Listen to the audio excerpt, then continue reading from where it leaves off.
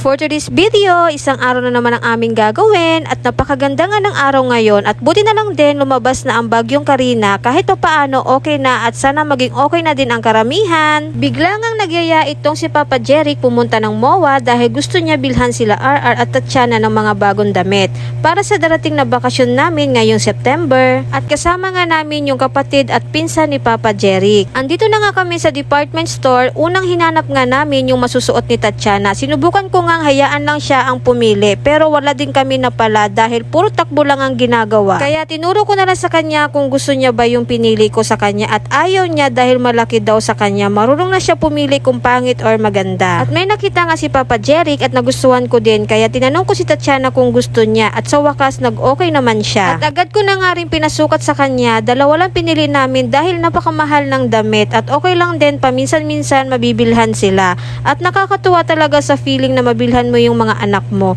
Kaya thank you Lord sa blessing na lagi kong sinasabi kanila RR at Tatiana dahil hindi lahat ng bata nakakaranas ng ganyan.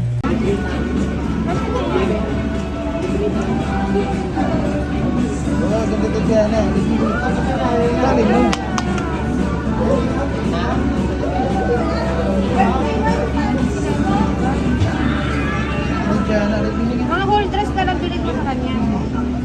Wow! Wala na.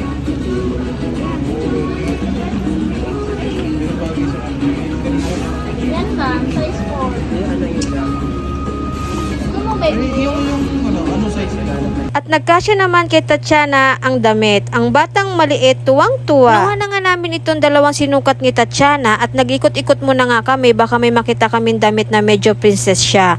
At sa moment nga na to, natatawa ako dahil may videographer nga kami ngayong araw. Nakita ko nga tong hairband na bagay kay Tatiana. Nakikita ko uso din ito kaya bumili kami ng isa. Nakita ko nga din tong isang damit na magmumukha siyang prinsesa at ito talaga yung gusto niya kaya agad na din niyang sinukat at mahalata mo talagang gustong-gusto ni Tatiana. Sunod naman namin hinanapan ang kay RR na talagang dyan kami nagtagal. Marami kami pinasukat sa kanya at si Papa Jeric ang mas nakatoka sa pagpili ng mga damit ni RR. Hindi rin talaga mahirap suotan si RR dahil halos lahat na babagay din naman sa kanya. At sa wakas nga, natapos din kami bumili ng mga damit nila at agad na nga kami pumunta ng seaside para makapaglaro sila. At ang paborito nga namin gawin doon ang mag-e-bike. Kaso pagpunta namin ng seaside, bigla nga naman talagang bumagsak yung ulan kaya sumilong lang muna kami saglit. At ito nga si RR gustong gusto na sumakay ng e-bike kaya grabe ang kulit sa akin. Kaso mukhang ang tagal huminto ng ulan kaya naisipan na lang muna namin kumain kaya pumasok kami ulit dito sa MOA at dito nga namin naisipan kumain sa Rocks. Sakto din naman nagugutom na kami. Dito na muna kami magpapalipas habang di pa natigil din yung ulan. First time nga lang namin din kumain dito sa Rocks Restaurant. Kaya naman sinulitan namin at in fairness masarap ang pagkain nila dito. At bihira nga lang din kami lumabas para makapag-banding. Parang ice cream.